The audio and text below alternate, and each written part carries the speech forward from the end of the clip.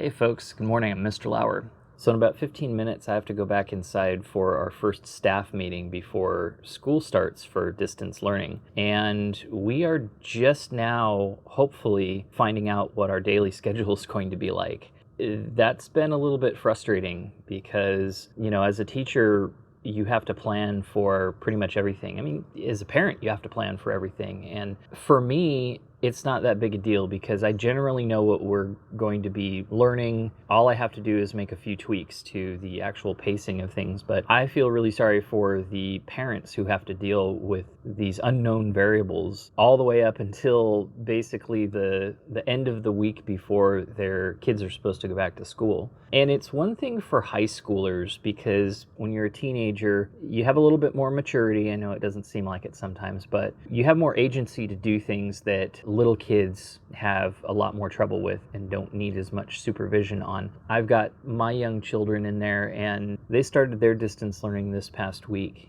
The first few days were a little wonky and there's still a few wrinkles to iron out, but for the most part, they're figuring out how to operate and use their iPads. I'm really concerned for the parents who have kids in multiple age levels, high schoolers and elementary schoolers, because that's really tricky. And one of the things that I have to be cognizant of as a teacher is that a lot of my high school students are going to have expectations of responsibility at home, especially ones who have little brothers and sisters at home that they need to look after and help with too. So on the one hand, I have to provide rigorous instruction.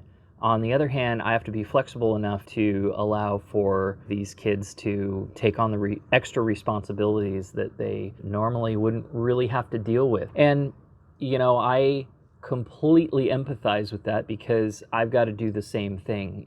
I'm sitting in my dining room on a laptop doing meetings and soon to be conducting classes. Then I've got two small children in the other room who occasionally need help signing on, or things don't go right, or they need to find a paper or something. And so just having to put a quick pause on things to go help your family members and then come back to this meeting, this class, that's just the flexibility we're all going to have to maintain with each other. But that's just the way it goes, I guess. We want to try and stay safe and healthy and learn a little bit in the process.